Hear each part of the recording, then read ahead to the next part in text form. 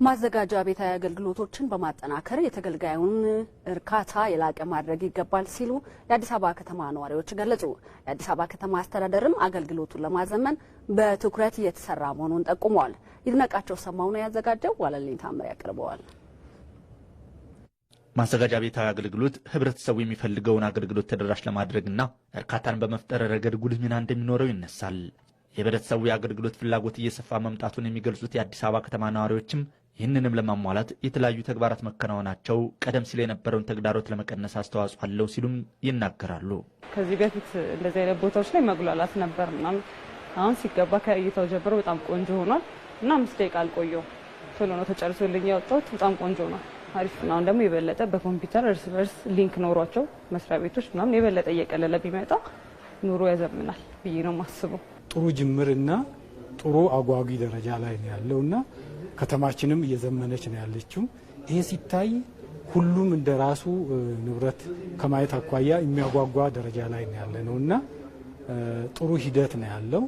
አገልግሎቱም የምንፈልገው ደረጃ ላይ ደረሰ ባንል ጅምሮቹ አሁን እየሄደ እየገባውና ሁሉም ባለው ፕሮግራም ለማገልገልና ባለው ስታንዳርድ አገልግሎት ለመስጠት እየተጋ ነው ያለው።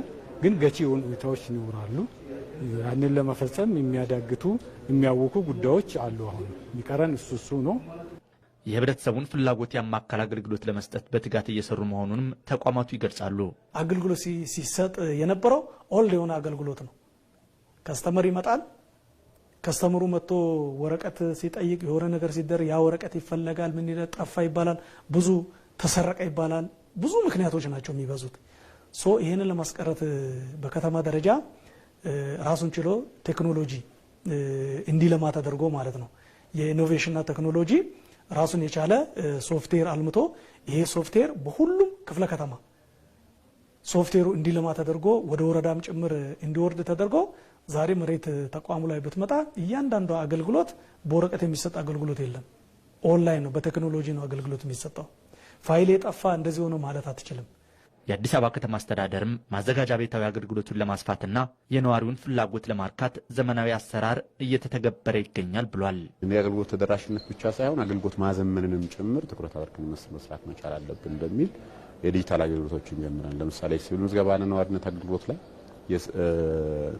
የጀመርነው ስራ አለ።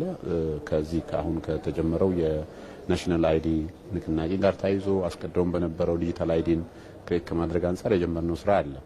ከዛም ባለፈ ከዌስት ማኔጅመንት አንጻር ያለውን በምናይበት ጊዜ ዌስትን ትራክ ማድረግ የምንችልበትን ስርዓት የመዘርጋት ስራ፣ የተገነቡ መሰረተ ልማቶቻችን የት እንዳሉ ምን አይነት ሁኔታ ላይ እንዳሉ ማወቅ የምንችልበትን የመሰረተ ልማት መረጃ የመሰረተ ልማት ቅንጅት የማረጋገጥ ስራ፣ የአደጋ ጊዜ ምላሽ ሰጭነትም ጋር ታይዞ እንደዚህ በቴክኖሎጂ መደገፍ ስራ ሰርተናል።